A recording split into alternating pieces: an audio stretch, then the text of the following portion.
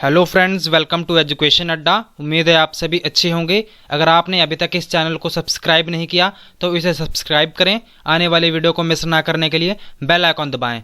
तो हमने शुरू की हुई है 6th से 8th क्लास तक की एनसीईआरटी, जिसमें हम ज्योग्राफी, पॉलिटी एंड हिस्ट्री के जो चैप्टर हैं उन सभी को डिस्कस करेंगे धीरे धीरे।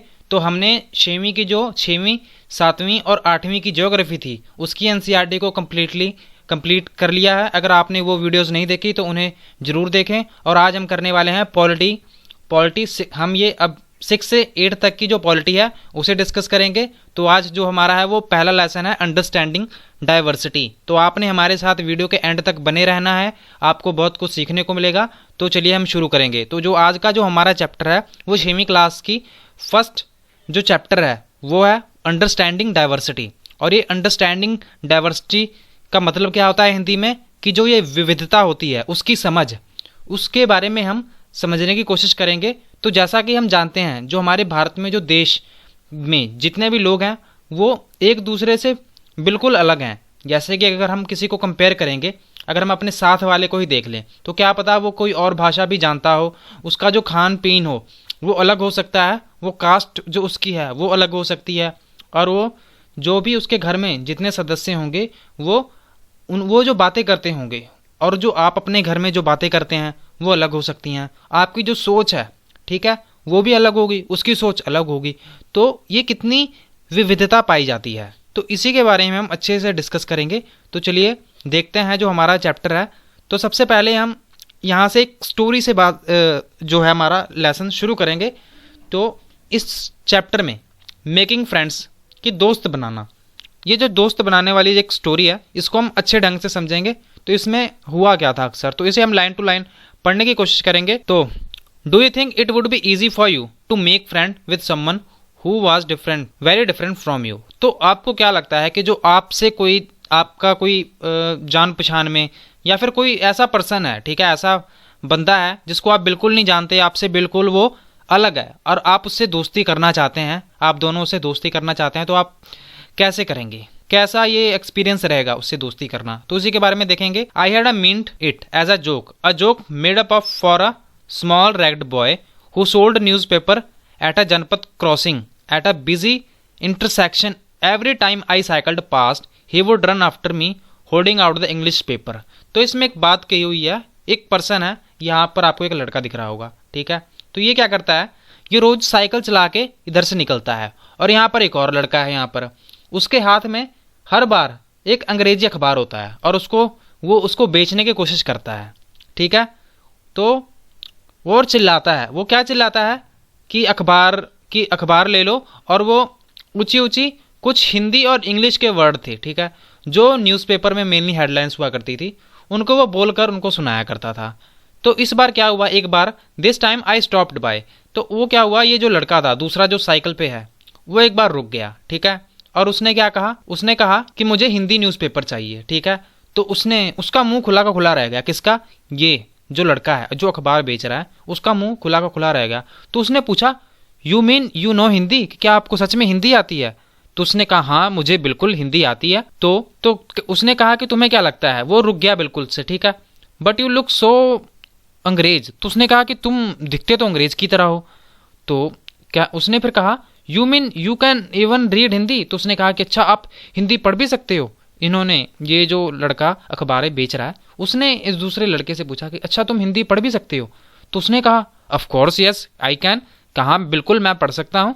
और उसने थोड़ा सा, I can speak read and right Hindi, उसने कहा हाँ मैं बिल्कुल हिंदी पढ़ सकता हूँ, बोल सकता हूँ, लिख सकता हूँ। हिंदी एक सब्जेक्ट था जो मैंने स्कूल में पढ़ा है। तो ये जो लड़का था अखबार वाला, इसने पूछा सब्जेक्ट्स, उसने बड़े हैरानी से पूछा सब्जेक्ट्स, क्योंकि वो कभी स्कूल में तो गया नहीं था, ठीक है। तो उसने पूछा सब्जेक्ट्स, ये उसका मतलब ये कि वो पूछ रहा था कि ये क्या होता है। He asked how could I explain what a subject was to someone who had never been to a school. तो इस लड़के ने सोचा कि यार मैं उस लड़के को कैसे समझाऊं जो कभी स्कूल ही नहीं गया, उसको मैं कैसे समझाऊं कि ये सब्जेक्ट होता क्या है। Well it is something. वो क्या हुआ, तो ये जो दूसरा लड़का था इसने बोलना शुरू किया कि ये जो सब्जेक्ट होता है, तो उसी टाइम जो लाइट्स थी, ट्रैफिक लाइट्स, ठीक है, वो तो सड़क पर था ना, तो वहाँ पर क्या हुआ, वहाँ पीछे से हॉर्न जो बजता है वो बजना शुरू हो गया और जो पीछे भीड़ थी वो बहुत ही डबल हो गई। तो लोग वहाँ से, मतलब कि वो सड़क पर था ना, तो इसलिए उसको वहाँ से जाना पड़ा, क्योंकि वहाँ जो सिग्नल था ये वाला, ये ग्रीन हो गया था और सभी व्हीकल्स चलने शुरू हो गए थे। अब नेक्स्ट डे क्या हुआ, वो फिर वहाँ पर था। वो हंस रहा था। कौन? लड़का जो अखबार बेच रहा था। और उसने इस बार हिंदी का जो न्यूज़पेपर था वो पकड़ा हुआ था, अखबार। उसने कहा भैया, ही सैड, आपका अखबार। उसने कहा ये लीजिए आपका अखबार, और बताएं ये सब्जेक्ट क्या चीज़ है। और उसने पूछा कि ये सब्जेक्ट क्या चीज़ है, ये हमें कल वाली बात तो रह गई थी कि कल बता नहीं पाया था, ट्रैफिक सिग्नल था वो ग्रीन हो गया था। The English word sounded strange on his टंग। और वो जो इंग्लिश के जो शब्द थे वो बड़े ही अजीब तरह से लग रहे थे उसकी, जो वो बोल रहा था। It sounded like its other meaning in English to be ruled by someone else. कि जैसे कि अजीब नहीं लगता जब कोई इंडियन इंग्लिश बोलते हैं स्टार्टिंग में, तो वो थोड़ा सा अजीब लगता है। मीन्स भी कोई पर्सन अगर दूसरी लैंग्वेज जो वो नहीं जानता अच्छे से, अगर वो उसको बोलता है सीखने के बाद, तो वो थोड़ा सा हमें पता लग जाता है कि ये जो पर्सन है वो थोड़ा सा इसको कम आता है या फिर थोड़ा सा स्ट्रेंज लगता है उसमें। It's just something to study. तो उसने ऐसी बात गोल मटोल से कर दी कि ये पढ़ने वाली होती है कोई चीज़। उसने बता दिया। And then because the light had come on I asked him have you ever been to school.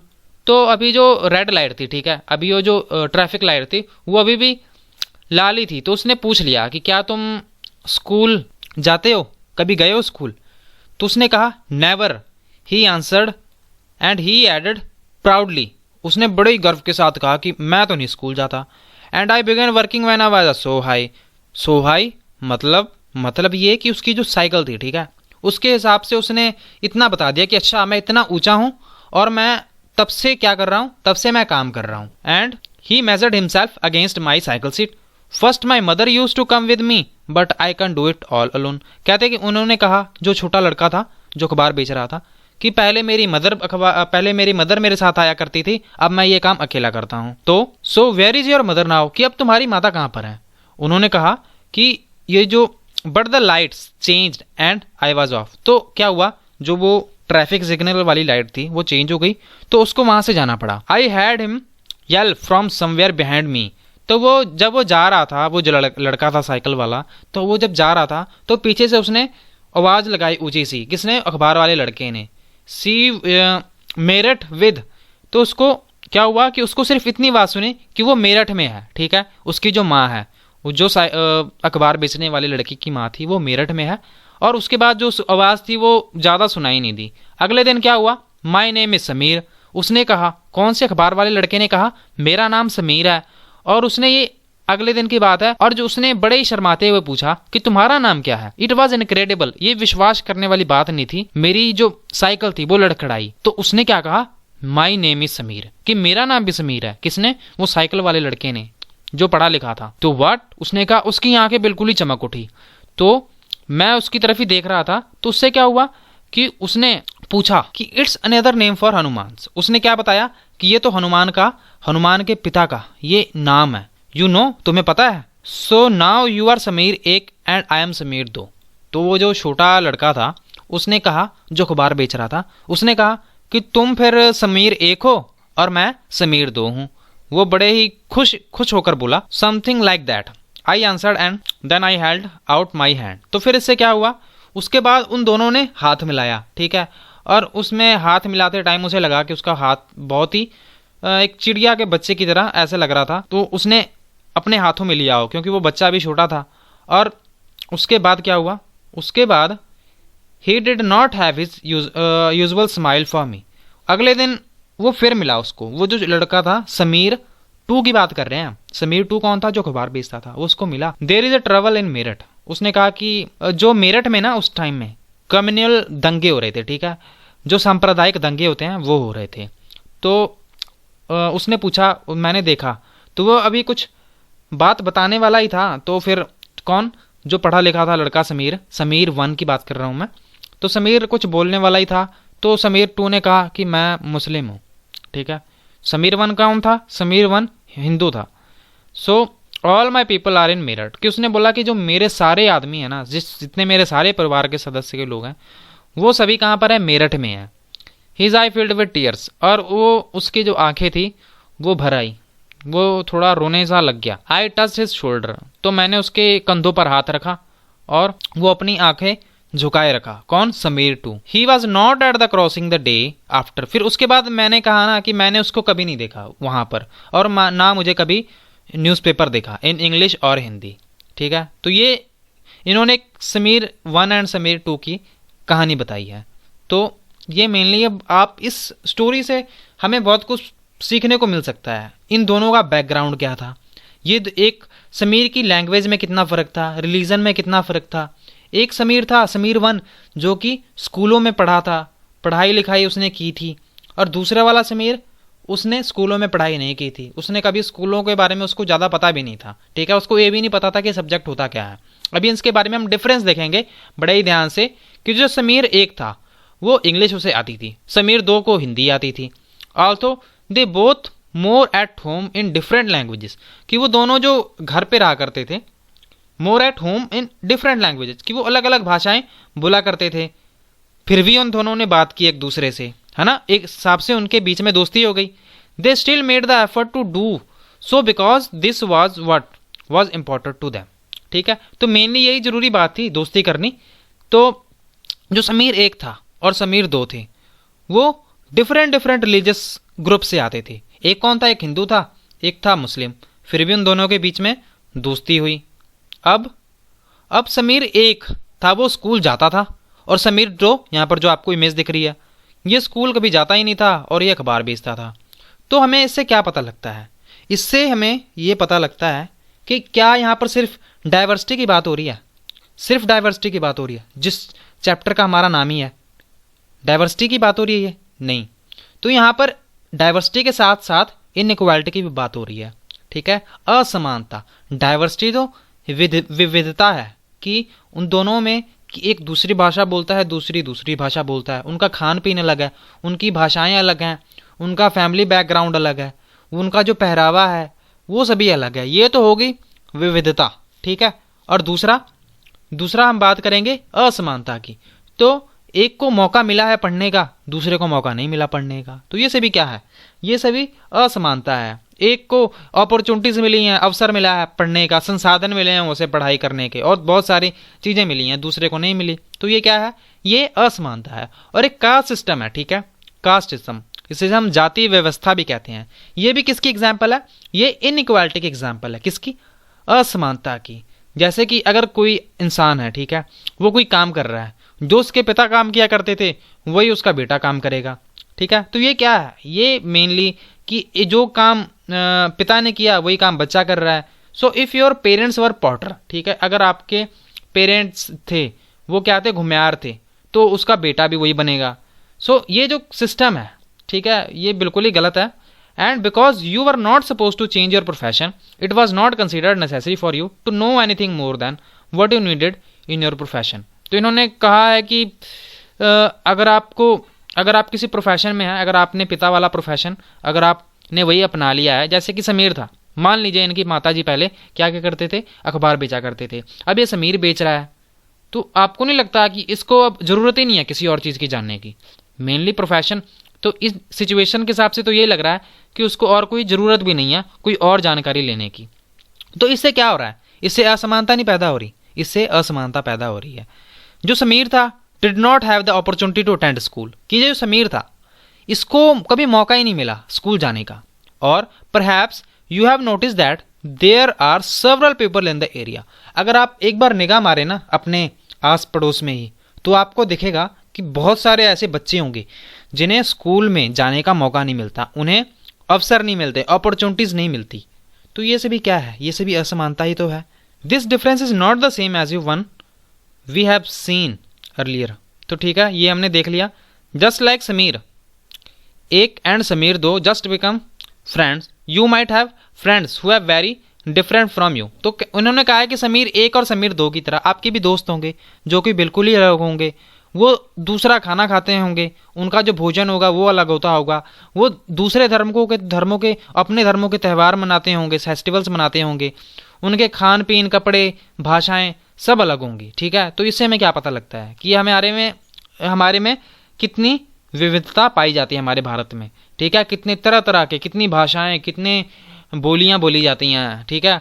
अगर आप नॉर्थ इंडिया और साउथ इंडिया की बात करेंगे तो यहाँ पर आपको जो लोग मिलेंगे वो भी अलग अलग प्रकार के मिलेंगे। अगर आप वही केरला, तमिलनाडु, आंध्र प्रदेश या महाराष्ट्र, गोवा, अगर यहाँ पर आप लोगों को देखेंगे तो वो क्या खाते होंगे, जो मछली चावल होते हैं वो बहुत खाते हैं। अगर वही आप नॉर्थ इंडिया की बात करो तो क्या नॉर्थ इंडिया में ये डिशेज ज़्यादा चलती हैं।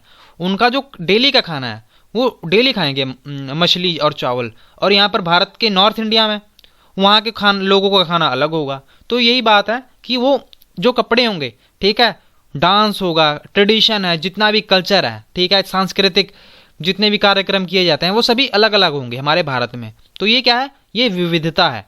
तो आपको मतलब समझ आ रहा होगा जो ये विविधता और इनइक्वालिटी है। तो हमारे चैप्टर का नाम ही क्या है, अंडरस्टैंडिंग डाइवर्सिटी, की मतलब विविधता की समझ, कि डाइवर्सिटी इन इंडिया। तो इंडिया में हम देखते हैं कि हम अलग अलग भाषाएं बोलते हैं, अलग अलग प्रकार का फूड खाते हैं, अलग अलग त्यौहार मनाते हैं और डिफरेंट रिलीजन प्रैक्टिस करते हैं, कि अलग अलग धर्मों को मानते हैं। हमारा जो बिलीव है, फेथ है, वो अलग अलग धर्मों में है। मतलब कि हम अपने धर्म को मानते हैं, दूसरा अपने धर्म को मानता है। तो यहाँ पर आपको बहुत सारी चीज़ें देखने को मिलेंगी। तो अभी हम देखेंगे कि जो ये सिचुएशन होती है, जो लोकेशन होती है, वो भी बहुत बड़ा रोल प्ले करती है। तो हिस्टोरिकल एंड ज्योग्राफिकल, ऐतिहासिक और भौगोलिक कारक जो होते हैं वो भी डाइवर्सिटी को क्या करते हैं, प्रभावित करते हैं। डाइवर्सिटी मतलब विविधता को प्रभावित करते हैं। कौन से कारक, ऐतिहासिक और भौगोलिक, historical and diversity. We can do this by reading about life in 2 different parts of the country, Kerala and Ladakh. कि हम 2 यहाँ पर जगहों का स्टडी करेंगे। 2 स्टडी कौन कौन सी, केरला और लद्दाख की, कि यहाँ पर ऐतिहासिक और भौगोलिक जो स्थिति है इन दोनों राज्यों की। आपको पता है जो केरला है वो कहाँ पर है, ये साउथ में है, जो समुद्र तटों के साथ लगता है, ठीक है। और ये लद्दाख आपको पता है, ये भी हमने पढ़ा हुआ था, ये कहाँ पर है, ये हिमालय, जम्मू कश्मीर में है, ठीक है। तो इन्हीं के बारे में हम देखेंगे। तो सबसे पहले हम लद्दाख के बारे में शुरू करते हैं।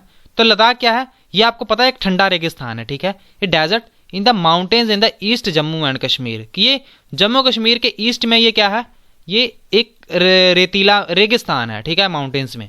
और यहाँ पर जो एग्रीकल्चर है वो बहुत ही कम की जाती है, खेती बाड़ी बहुत ही कम की जाती है। हमने पढ़ा भी था कि जो पर्वतीय इलाके होते हैं वहाँ पर खेती बाड़ी बहुत ही कम की जाती है। और since this region does not receive any rain and covered with in a snow for a large part of the year, कि यहाँ पर जो आपको जो वर्षा होती है, जो रेनफॉल होती है वो भी बहुत कम होती है। और यहाँ पर आपको जो ट्रीज मिलेंगे, ठीक है, वो भी बहुत कम मिलेंगे इस रीजन में। आपको जो यहाँ पर पानी मिलेगा पीने वाला, और उस किस पर लोग डिपेंडेंट है, उस पानी पर, ठीक है। वो पानी है उन लोगों को कहाँ से मिलता है, वो उस वहाँ की स्नो से मिलता है, ठीक है।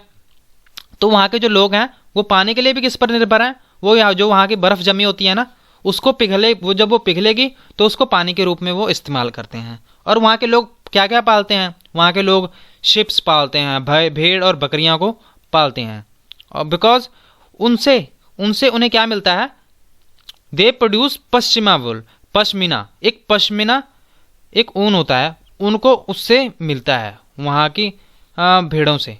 This wool is prized and pashmina shawl cost a lot of money. तो उसी ऊन से वो क्या बनाते हैं, पश्मीना शॉल बनाते हैं, जो कि बहुत ही महंगी होती है, इनसे उनको बहुत सारे पैसे मिलते हैं।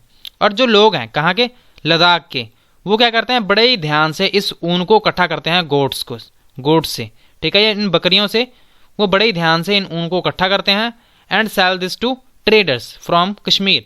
तो जो कश्मीर से कौन आते हैं, व्यापारी आते हैं, उनको ये बेच देते हैं। अब ये जो पश्मीना शॉल है, ठीक है, ये चीफली वोवन इन कश्मीर, इसकी जो बुनाई की जाती है बहुत ही ज़्यादा मेन तौर पर ये कश्मीर में की जाती है।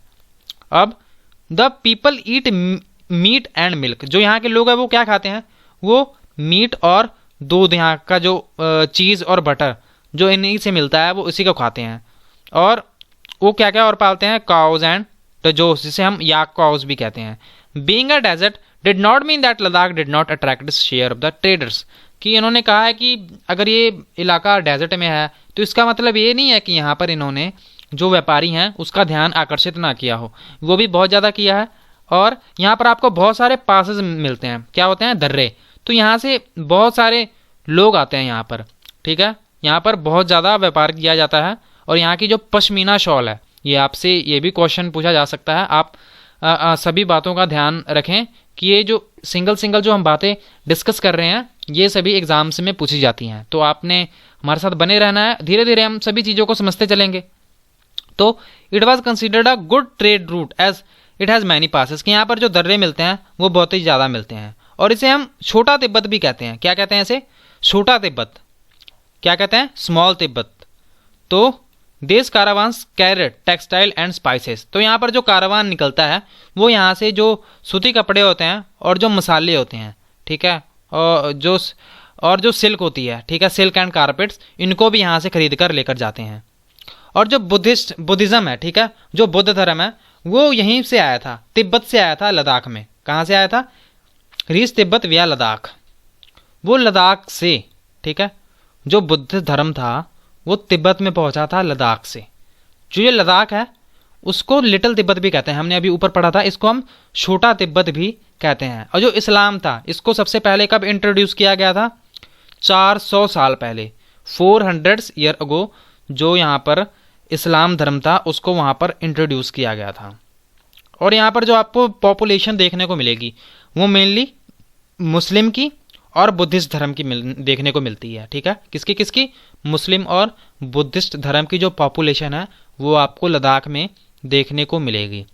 और यहाँ पर आपको जो लोग हैं वो गाने भी गाते हैं। और यहाँ पर एक केसर सागा है, ठीक है, केसर सागा वेरी इंपॉर्टेंट। केसर सागा को परफॉर्म किया जाता है और जो बुद्धिस्ट और मुस्लिम्स हैं इसको गाने के रूप में वहाँ पर गाते हैं और परफॉर्म करते हैं। अब हम बात करेंगे केरला की। तो आपने लद्दाख के बारे में देखा कि वहाँ पर कौन कौन से धर्म के लोग रहते हैं, वो करते क्या हैं, वो कौन से जानवर पालते हैं, वो अपना जीवन का जो निर्वाह है उसे कैसे करते हैं, क्योंकि वहाँ पर बारिश होती नहीं, ठंडे इलाकों में है। तो आपको समझ आ रहा होगा। इसे हम छोटा तिब्बत भी कहते हैं। और जो मुस्लिम पॉपुलेशन है वो वहाँ पर आपको ज़्यादा मिलेगी और बुद्धिस्ट पॉपुलेशन मिलेगी। और जो बुद्धिस्ट धर्म था वो यहाँ पर लद्दाख से तिब्बत में गया था, तिब्बत विया लद्दाख, ठीक है। तो अभी हम बात करेंगे केरला की। केरला कहाँ पर स्थित है? It is in the state of south west corner of India. तो ये कहाँ पर है? साउथ वेस्ट में है। साउथ वेस्ट मतलब कि ये हमने पढ़ा था अरब सागर। अरब सागर कहाँ पर है? वो हमारे साउथ वेस्ट में ही तो है। तो वो जो ये केरला है वो साउथ वेस्ट में पड़ता है। और ये इसके चारों तरफ क्या है? It is surrounded by the sea, समुंदर है। One side and hills on the other, कि एक साइड आपको हिल्स पर्वत मिलेंगे, दूसरे साइड आपको ये सीज मिलेंगे। A number of spices like paper, जो काली मिर्च नहीं होती, काली मिर्च मसालों में, और क्लोव्स एंड कार्डमम्स, जो होती है ना इलायची और लौंग, ठीक है, इलायची और लौंग आपने सुना ही होगा। तो ये यहाँ पर मेनली इसकी खेती की जाती है, इनको उगाया जाता है यहाँ पर। The spices that made this region an attractive place for traders, कि जो यहाँ के जो मसाले हैं, ठीक है, उन्होंने क्या किया है, यहाँ के व्यापारियों के लिए बहुत ही एक अट्रैक्टिव प्लेस, आकर्षित प्लेस उन्होंने बनाई थी। जो जीविश धर्म के जो लोग हैं, यहूदी हैं, और जो अरब व्यापारी थे वो यहाँ पर पहली बार कब आए थे? उसी समय पे आए थे, इन्हीं के लिए आए थे, ठीक है, इन्हीं के लिए आए थे। किसके लिए? स्पाइसेस के लिए। और जो apostle of Christ saint Thomas, कि जिसे हम धर्मगुरु कह सकते हैं, कि जो यहाँ पर सेंट थॉमस था उसको माना जाता है कि इसने ही यहाँ पर जो क्रिश्चियनिटी थी, ठीक है, क्रिश्चियन धर्म था, उसको यहाँ पर 2000 साल पहले यही लेकर आया था। और many Arab traders also came and settle down here, और यहाँ पर बहुत सारे जो अरब के व्यापारी थे, ठीक है, वो यहाँ पर आए और यहीं पर बस गए। और एक इब्न बतूता भी था, ठीक है, जो यहाँ पर 700 साल पहले वो आया था। उसने भी अपनी एक किताब लिखी थी। और दे वर अ हाईली रिस्पेक्टेड कम्युनिटी, और ये बताते हैं कि उस समय जो मुस्लिम धर्म था उसने अपनी किताब में लिखा है कि बहुत ही रिस्पेक्टेड कम्युनिटी हुआ करती थी।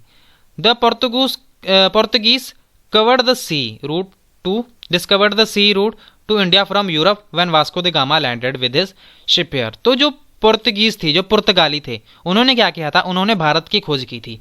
भारत की खोज मतलब कि यूरोप से होकर आने वाला ये पहला यात्री था। तो इनको जो श्रेय जाता है कि भारत की खोज किसने की थी, वो पुर्तगालियों के वास्को द गामा को जाता है। तो because of all this various historical influence, कि ये जो सभी हमने देखा ना कि जो ऐतिहासिक प्रभाव पड़ा था, इसमें लोगों में भी आपको बदलाव देखने को मिलता है। People in Kerala. तो अभी उस समय आपको अभी देखा आपने कि उस समय में कौन कौन से धर्म के लोग वहाँ पर आए, ठीक है। अब आपको वहाँ पर कौन कौन से धर्म के लोग देखने को मिलते हैं। अभी आपको वहाँ पर Jainism, Islam, Christianity, Hinduism and Buddhism, आपको अभी भी वहाँ पर सारे धर्म के लोग देखने को मिलते हैं। और यहाँ पर एक फिशिंग नेट हुआ करती थी, उसको यहाँ पर इस्तेमाल किया जाता था, जिसे हम चाइनीज़ फिशिंग नेट्स, उसको हम चीना वाला कहा करते थे, ठीक है, चीना वाला। The fishing nets used here look exactly like the Chinese fishing net, ठीक है, चाइनीज़ फिशिंग नेट की तरह वो दिखती थी, उसे हम चीना वाला कहते थे। और यहाँ पर जो लोग बर्तन इस्तेमाल करते थे, ठीक है, उसे क्या कहा जाता था, उसे चीना चट्टी कहा जाता था, चीना चट्टी। और ये भी विश्वास किया जाता है कि जो वर्ड चीन था वो चाइना से ही आया था, ठीक है, has been come from China. The fertile land and climate are suited to growing rice and majority of people here eat rice, fish and vegetables. कि जो यहाँ पर लोग हैं वो क्या खाते हैं, वो मेनली यहाँ पर उसकी उपजाऊ भूमि होने के कारण वो क्या खाते हैं, यहाँ पर वो जो राइस होती है, चावल, और जो फिश होती है, ठीक है, उसको मेनली और अपने भोजन में इन्हीं दो चीज़ों को मेनली वो वहाँ यहाँ पर लेते हैं। तो आपने इन दोनों के बारे में पढ़ा, आपको बहुत कुछ पता लगा होगा कि यहाँ दोनों का जो क्लाइमेट है वो कैसा है, जो लोग थे जो पास्ट में आए एशियन टाइम में, उन्होंने क्या प्रभाव डाला। जो केरला एंड लद्दाख है वो बहुत ही डिफरेंट है in terms of their geographical feature. जो लद्दाख है वो आपको पर्वतों में मिलेगा और वो जो केरला है वो समुद्रों के साथ सटा मिलेगा। The history of both regions have been similar cultural influence, के जो आपको जो हिस्ट्री देखने को मिलती है, कल्चरल जो इन्फ्लुएंस है, ठीक है, वो समान आपको मिलेगा। जो रीजन्स थे दोनों, ठीक है, वो वहाँ पर चाइनीज़ और अरब ट्रेडर्स का दोनों पर प्रभाव था। It was the geography of the Kerala which allowed for the cultivation of spices. तो यहाँ की ज्योग्राफी थी, भौगोलिक स्थिति थी, उसने अलाउ किया, जो फेवरेबल कंडीशंस थी मसालों को उगाने के लिए, कि वो वहाँ पर मसाले उगा सकते थे, ठीक है। और special geographical location in Ladakh, कि जो लद्दाख की जो लोकेशन थी उसकी स्पेशल लोकेशन के कारण वहाँ पर क्या किया जाता था, वहाँ पर जो ऊन था उसको वहाँ पर उसका व्यापार किया जाता था। तो हमें ये देखने को मिला। और यहाँ पर यूनिटी इन डाइवर्सिटी, अब हम देखेंगे कि जो एकता है किसमें, विविधता में एकता, ठीक है, विविधता में एकता, यूनिटी इन डाइवर्सिटी। तो ये हमारी जो असमानता है और जो विविधता है, तो ऐसा नहीं है कि विविधता के कारण सिर्फ भेदभाव ही होता है, इसके कारण ये हमारी शक्ति है। तो इसी के एग्जाम्पल भी देखेंगे। तो इंडिया में जो डाइवर्सिटी है उसको क्या माना जाता है कि ये हमारी शक्ति है, जो ये विविधता पाई जाती है ना हमारे भारत के लोगों में, तो ये क्या है, ये हमारी शक्ति है। जब बात करें, जब ब्रिटिश ने भारत पे कब्जा किया था, तो जो स्त्रियां थी, जो औरतें थी, महिलाएं थी, और जो लोग थे और जो आदमी थे, पुरुषों ने, इन दोनों ने साथ में लड़कर क्या किया था, इन्होंने दोनों ने साथ में लड़कर ब्रिटिश अंग्रेजों के खिलाफ आंदोलन किया था। तो इससे हमें क्या पता लगता है कि भले ही हमारा जो धर्म हो अलग हो, भाषा हम अलग बोलते हों, भोजन हम अलग खाते हों, अलग अलग जगहों पर रहते हों, हमारी सोच अलग हो, पर जब हमें ज़रूरत पड़ती है तो हम साथ में एक साथ जो आंदोलन होते हैं, राष्ट्रीय आंदोलन चलाने के लिए, हम अपनी जान की परवाह भी नहीं करते, ठीक है। तो ये एक साथ ये काम किया करते थे। और interestingly the British thought they could divide Indians, और अंग्रेजों को क्या लगता था कि वो भारत की जो विभाजन है वो कर देंगे, पर ये ऐसा नहीं था, ठीक है। And then continue to rule them, उनको लगा कि हम इन पर राज करते रहेंगे, पर ऐसा हुआ नहीं। हमारे भारतीय लोगों ने एकता दिखाई और सभी को भगा दिया। But the people showed how they could be a different and yet to be united in their battle against the British.